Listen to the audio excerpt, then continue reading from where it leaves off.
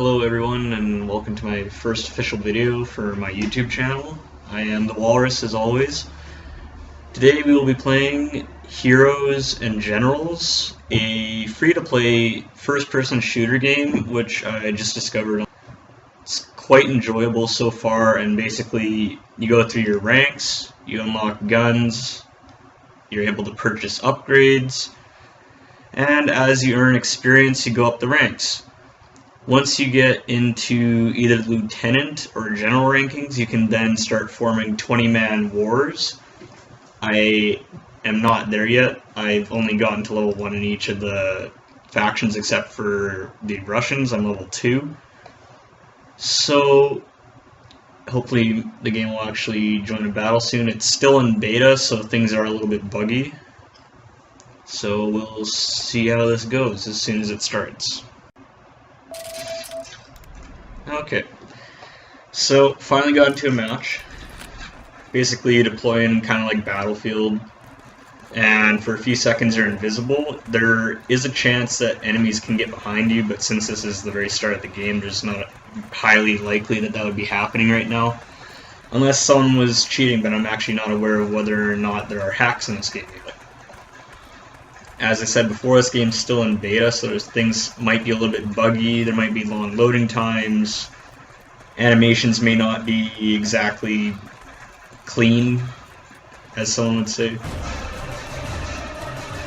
But for what it is, it's a pretty nice looking game. Like, the graphics are really good, animations are pretty clean otherwise, and the gameplay itself is pretty immersive. I don't have the best computer either, and like the graphics on it are pretty smooth. There's no lag really in the game.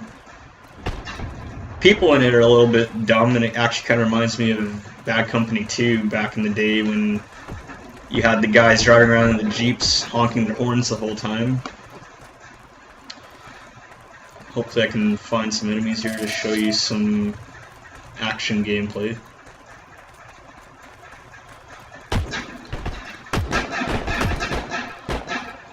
There's only one thing I don't really like, and that's that your mouse is always on the screen, so it kind of throws me off a bit when I'm trying to aim at things, because generally the mouse isn't there.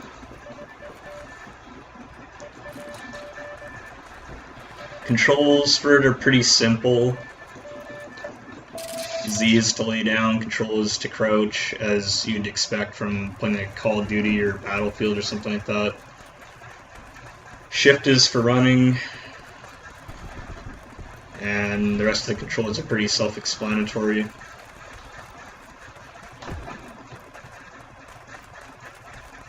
This game mode kind of reminds me of the classic deathmatch mode in Battlefield, because you have 3 bases to control, and your team has a certain amount of tickets. Only... oh, I have no idea there. The depletion of your team's tickets isn't exactly how you win, it's capping the base.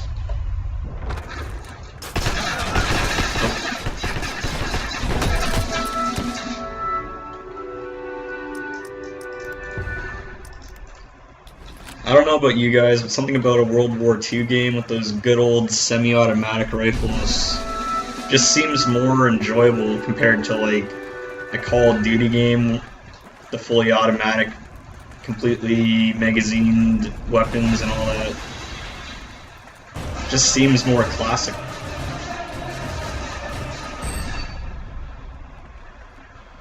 I'm not a big fan of the way the bicycle looks with 2 people on it. However, it is quite funny to watch someone riding around with 2 people. I'm not sure if it'll stay like this or not, but in the Jeeps, I think you can have up to 8 people on them, and they're not very big Jeeps, so it looks quite hilarious. That's the Jeep over there.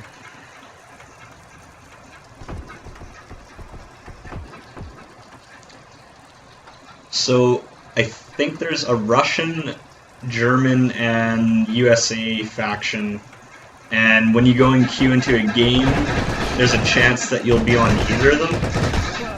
Oh, and I just remembered the dead one.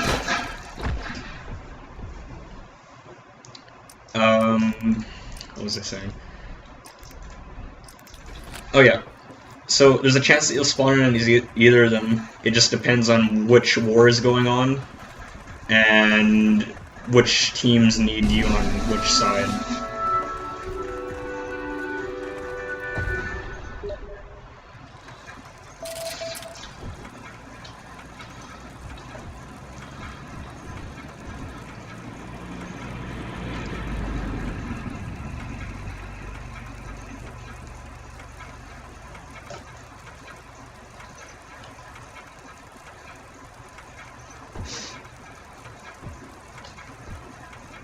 I'm not sure if this will change once future updates come out or not, but you can't actually spawn on the bases. Each time I think you have to ride back from your actual home base.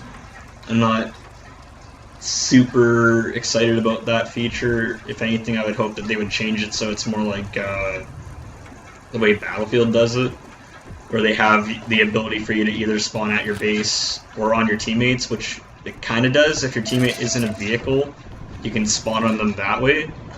But as of right now, you can't spawn on a base other than your home one.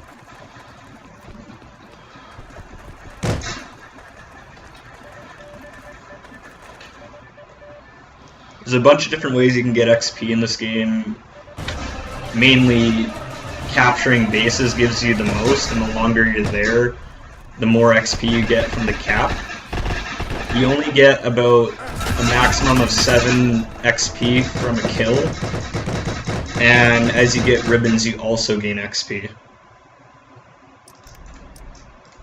Oops, didn't spawn in right there. Where am I going here? There we go. Hopefully there's a Jeep, so I don't have to ride a bicycle.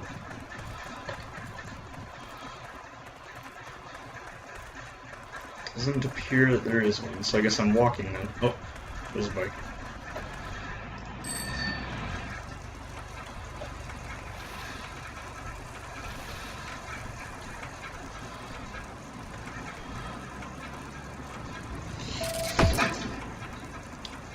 So as of right now, my team is actually winning, which is a big surprise because generally whenever I play a first-person shooter style game like this, my team seems to be in the gutter and we're always trying to pull ourselves out of it. Sometimes we manage to do it, other times we just fail horrifically.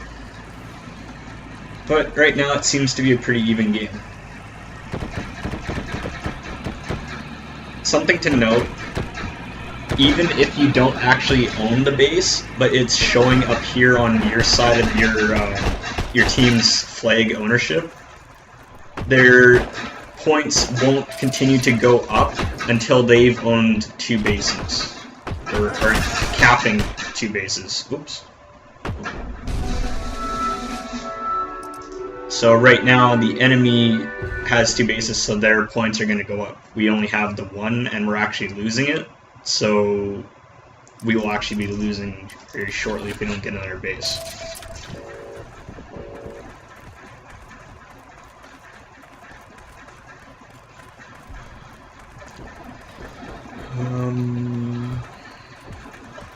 Really wish I could find a Jeep. Seems like whenever I spawn in, somebody else already has it.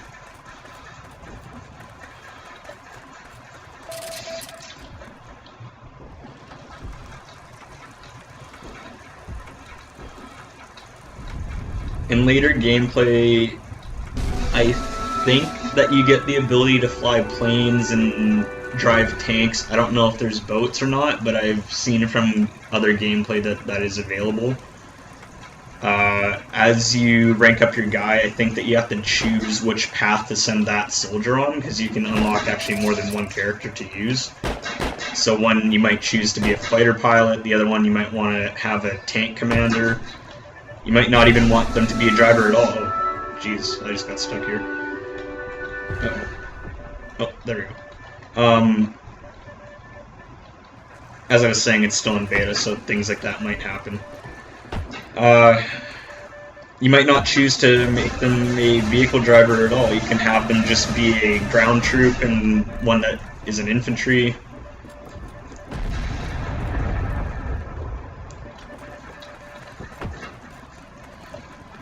We weren't done capping though. There is team killing this game. If you get shot by a teammate, I don't think that can actually kill you that quickly, because I've shot at a teammate several times because he was in the way and he didn't die. But if you hit him with a truck, I'm pretty sure he dies instantly, because generally the body goes flying into the air. It's actually kind of funny because the ragdoll physics in this game are sort of like Team Fortress.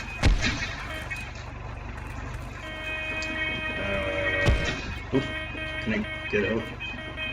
Come on. Wait for me! Ah, there we go. So, like I said, it's kind of funny to see this many people on one Jeep. I don't know if this will be patched in future updates or not, but you can even do this on the ones with the MGs on the back. It just happens that this isn't a map with those kind of Jeeps. It's kind of risky though, running in with like 8 people on the back of one Jeep, because if somebody throws a grenade, you're all going to be dead, and that's a lot of points to that one guy. As you level up your guns, you unlock attachments for them, or upgrades. Those upgrades can range from just the ammo, to the sights, to the actual inner workings of the gun, and even the trigger. The only downside to that is that you actually have to pay for them, because over time they'll get damaged. So it could end up becoming more costly for you to use those upgrades than it is actually worth it using them. This guy appears to be stuck in a rock. Don't shoot me. Let me get to the base, I need the points. Generally, games don't actually last this long. This is a pretty even team matching currently, and each of us are at about half. But right now we're capping another base, so hopefully we can pull the sleet out of our asses. Oh, that M1 Grand is a really strong one hit.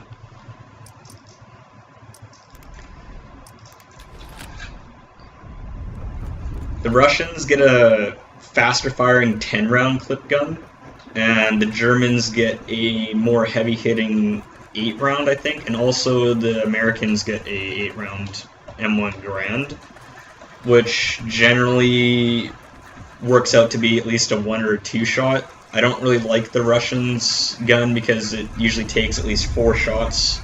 If you're lucky, it might one-shot something, but you have to be aiming directly at them.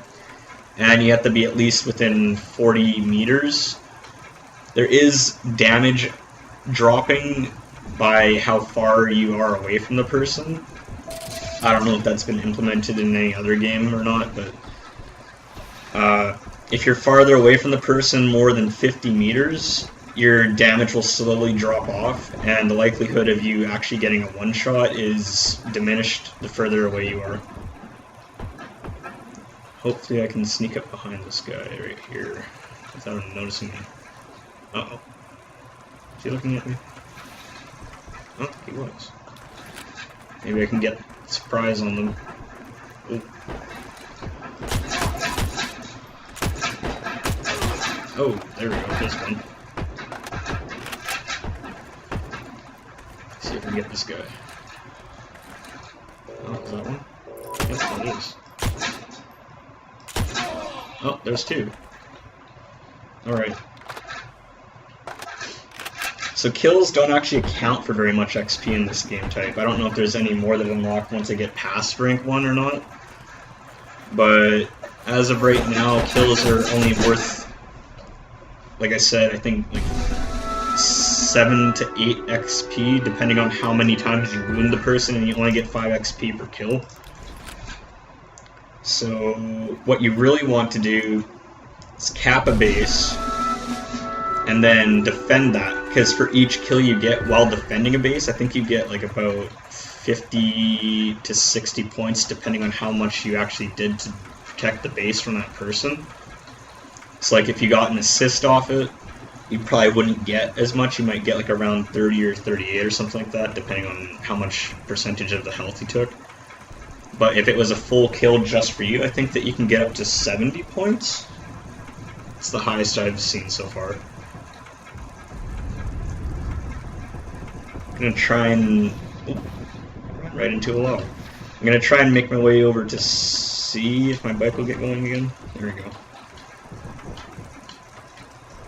Try and take some pressure off of the B flag. And also try and stop their points from being able to go up any further. Might be running myself into an ambush over here though. I don't know how many guys are around it, their base.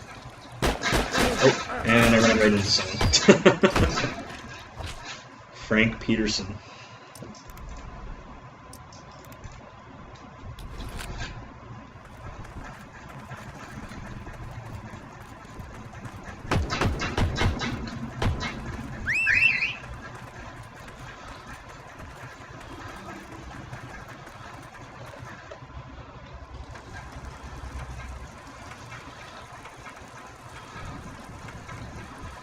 Alright.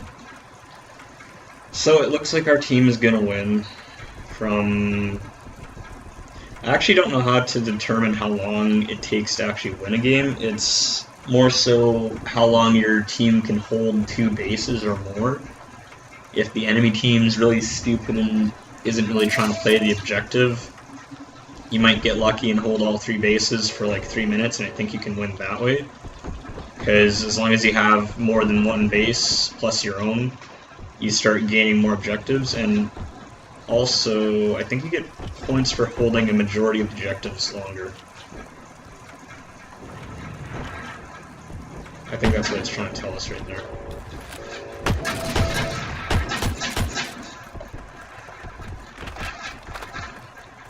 Alright, so I think that we're going to win this game for sure. Yeah. Okay. Okay. So this is the reward screen, and it shows you your battle participation, your points for your bases you captured, damage you dealt in total, how many points you got for defending, your enemies killed, time in combat, and whether or not you achieved a victory and the points you received from that. It also shows you what you could have achieved if you had the veteran bonus, and what that is a paid subscription to the game, which allows you to gain extra experience across everything. So that would be your ribbons, your skills, and your total XP gained per match. And it also enables you to have a extra equipment slot, and I guess what combat badges are like perks. I unlocked one that says Marathon Man, and that gives me extra 15% longer sprint time. So if I had the ability to be a veteran, which as you can see here gives you all this, it would allow me to have another badge. Now, whether or not I want to actually subscribe is probably a no, because I don't really want to pay for it. It's a free game, I'm enjoying it as it is, and I'd rather just play it for fun, not competitively. Yeah, so this is my first video. Thank you for watching, and I'll see you in the next video.